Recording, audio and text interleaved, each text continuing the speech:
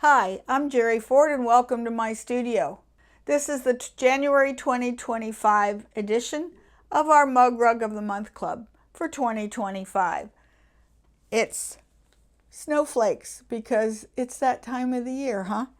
And this one features a little bit of mylar to give it that little bit of sparkle without having to use a whole lot of metallic thread.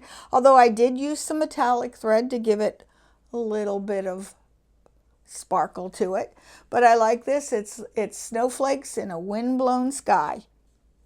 So if you would like a copy of this design, or you would like to become a member of our 2025 Mug Rug of the Month Club, then send me an email at waltzquilt@yahoo.com and I'll be happy to send it to you and add you to the list.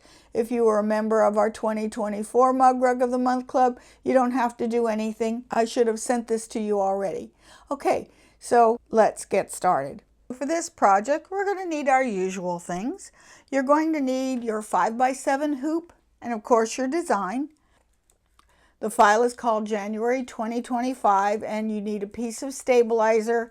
Pretty much any stabilizer will do. You can use cutaway, you can use tearaway. I wouldn't recommend wash away for this one. You're just going to hoop your stabilizer and that's it.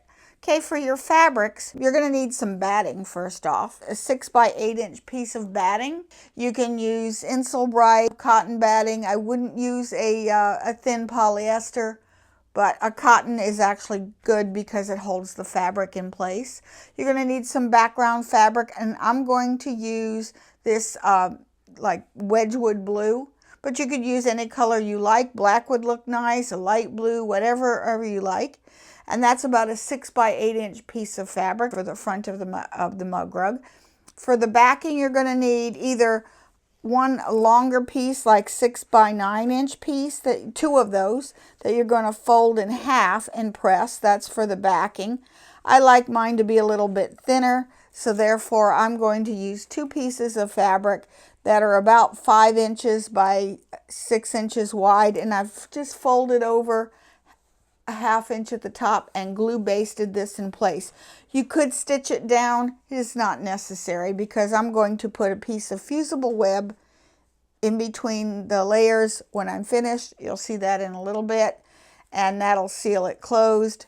So you will need two of those. You're also going to need a piece of mylar to give it that little bit of bling on the breeze section of it.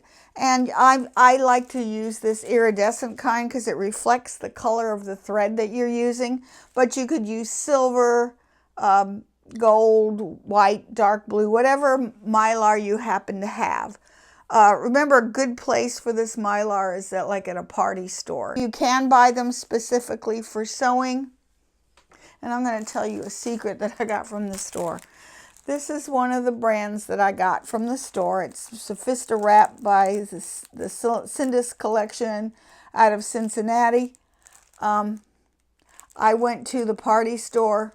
I got this one and it's assorted colors. So I've got all different colors. But I also got the exact same brand, exactly the same at the party store in iridescent white. So I have a lot of that.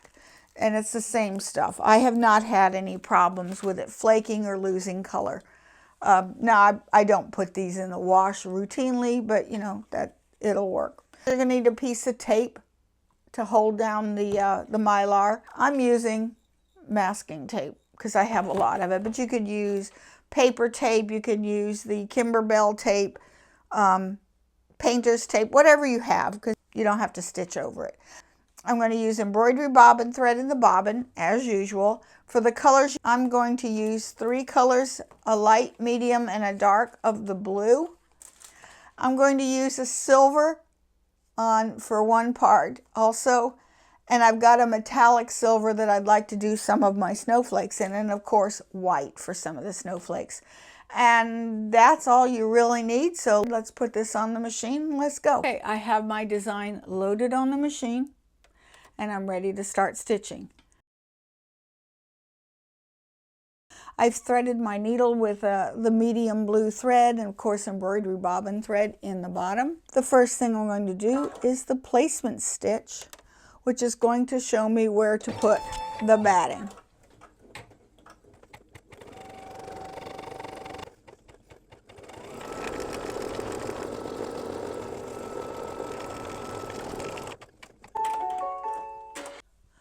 Okay, this is going to show me the placement for my batting. Put the batting on so that it covers all of the stitching. You don't have to tape this down. I'm using cotton batting. It's going to tend to stick to that stabilizer and the fabric anyway. And I'm going to stitch color stop number 2, which is going to tack down this batting.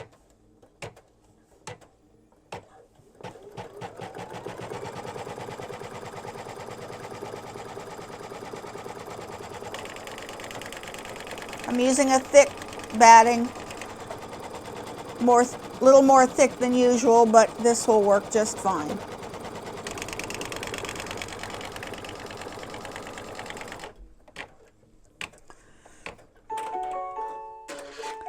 Okay, and now I'm going to take a sharp pair of curved scissors, embroidery scissors, and I'm going to trim as close to this line as I possibly can.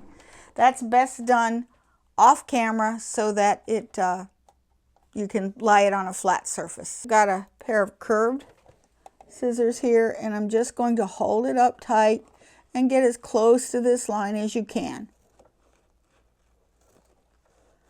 And what this will do is it'll eliminate the bulk from the seam line. That's why I like to pre-trim this first. And I will finish this off camera. See, I got it really nice and close. Okay, I will be back in just a moment. Okay, it's all trimmed, so now I'm going to place the background fabric over top so that I've got about a ½ an inch extending beyond all of the seam lines. So that's good, and I'm going to stitch color stop number 3.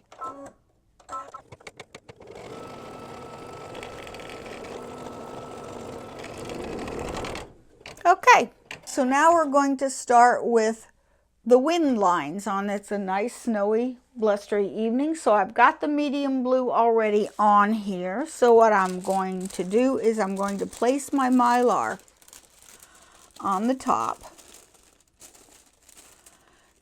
and it's going to want to move around. So this is where I'm going to take my pieces of tape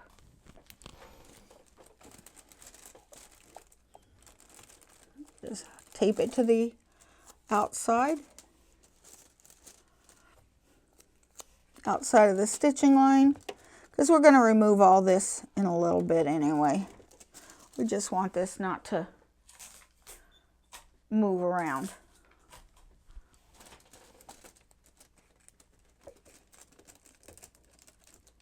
So I like the masking tape. It's nice and cheap. You can put as many pieces as you need. It's going to need a few.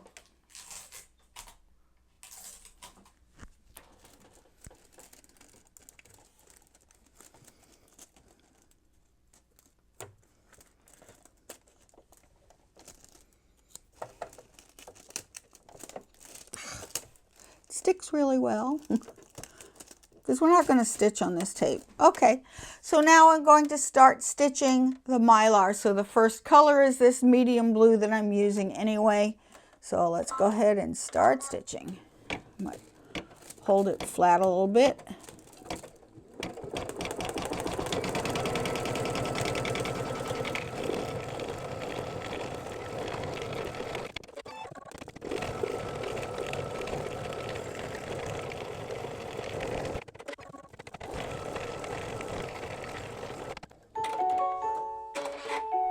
This is color stop number 5, and it's a dark, still the colors of the wind.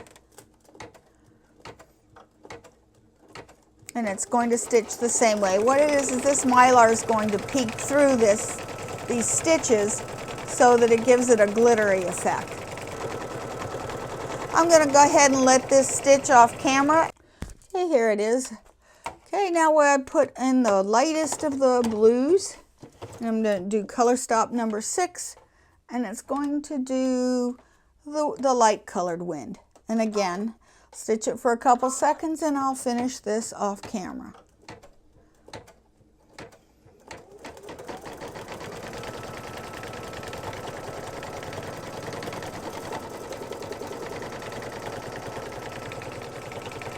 Okay, I will be back. Okay, here we go. I've got that light blue done. So it's starting to look like a little snowstorm already. Okay, so now the next there's the last set of wind, then we'll go on to the snowflakes, and I'm choosing to use a silver instead of a white, but you could use white for the last color if you like. It depends on your background fabric and what you would like to do. So I'll go ahead and now stitch color stop number 7.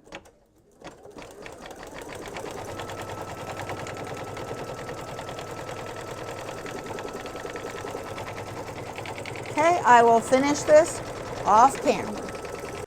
Okay, now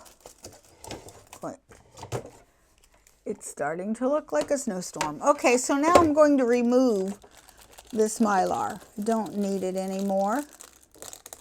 I want it just to highlight the wind. Just peel it carefully towards the stitching. Don't worry about getting every little bit out. We can get it later.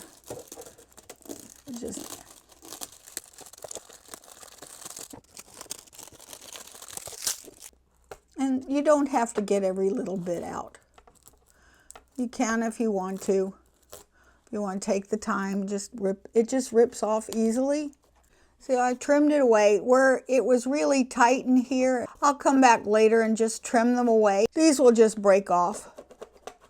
Okay, so now I've got white in the machine, and now we're going to start stitching the snowflakes. And now it's going to stitch white for the snowflakes, but you could do them in silver, do them all silver, I'm going to do some of them white and some of them silver. So these are the white ones. And I will let these stitch, and I will be back. Okay, so here is what we have so far. See how the mylar peeks through the wind? The snowflakes really show up pretty well. You have a choice, either continue with the last 3 snowflakes in white. I'm going to switch to silver, a silver metallic. So since I'm using a silver, a couple of things that I need to do is I need to lower my tension. 4.0 is normal tension. I'm going to put it down to about 3.2. I've also put a metallic needle in the machine. If you don't have a metallic needle, which is ideal for metallic thread because it reduces the friction, and the other thing it does is it has a wider opening, so therefore it doesn't shred and break as much. And if you can, you want to slow down that machine to as slow as it will go. Success with metallic thread is using, first of all, a good quality metallic thread. The cheap stuff is just going to flake off in your machine and cause more aggravation and issues than you want to deal with.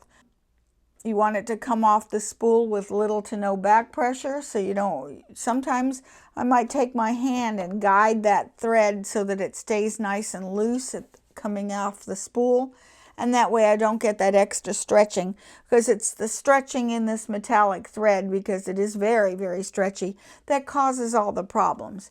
Okay, so if you're having some problems, just use white, or a silver colored rayon thread will be fine. So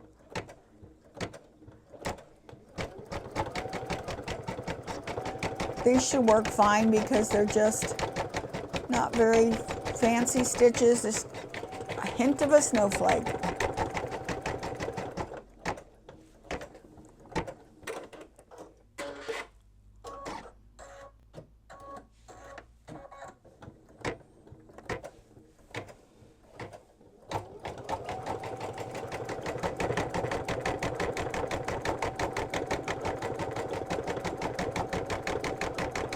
Okay, and I'll finish stitching this off camera. Okay, the embroidery is finished. So it turned out really good. I do like the way the mylar peeks through the stitching for the wind. Okay, so I'm going to return the hoop to the machine. I've put blue thread back into my needle. And I'm going to now put the backs on because we're finished with the embroidery. I am going to put this right sides down. I want to make sure that I have a good 1/2 inch all the way around. Put these right sides together so that's facing up. Okay, and before I stitch this, I'm going to go ahead and return the speed back to 600 where I had it. I'm going to change the tension back to 4.0 so I have it normal tension again, and now I'm ready to stitch. So I could tape this down, pin it down or whatever. I'm not going to. I'm going to just simply stop when I get near here, because you know that's going to be problems. So if you hold in the start button, it'll go really slow. And see, that's going, that allows you to stop, get that underneath the foot, and here we go. Okay, I'm going to let that go fairly up to speed and stop it when we get to the other side.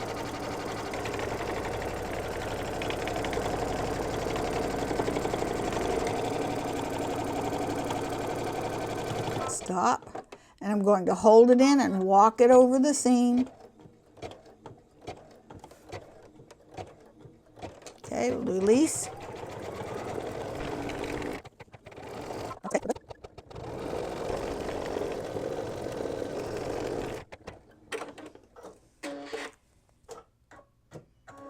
Okay, we are finished. I'm going to remove this from the hoop. And this is just a tear away, so I'm going to tear away most of this. If you're using a cutaway, then just cut it away from the seams.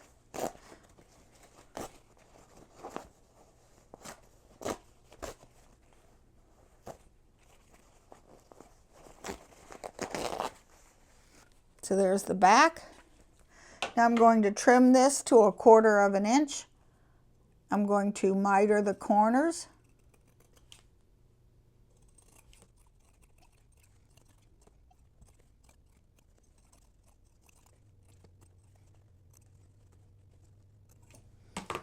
Okay, now turn it right sides out.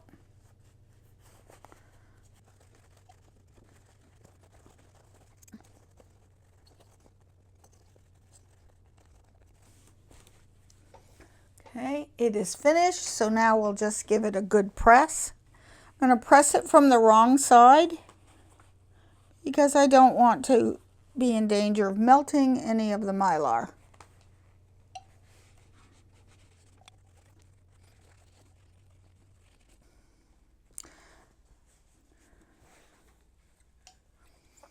Okay, if you have little bits of mylar sticking out somewhere, I see a few little pieces here. I'll just take my scissors and trim it away. There. And it's done. If you like, you can sew this closed, or what I'm going to do is take a little bit of fusible web. Okay, so I'm just going to insert a little bit of this fusible web in here. And fuse it shut. Okay, sealed. Very nice. Worked really good. Okay, this is finished. And it turned out really lovely. So, if you would like a copy of this design, send me an email request to waltzquilt@yahoo.com, and I'll be happy to send this to you in PES format. If you have any questions, again, just email me, or if you'd like to become a member of our Mug Rug of the Month Club for 2025, just send me an email request and I'll be happy to add you to the mailing list. If you are a member of our 2024 Mug Rug of the Month Club, you don't need to do anything. You're already on the list. I hope you enjoyed this design. Don't forget to like, share, subscribe, and comment. Until next month, happy sewing. Bye.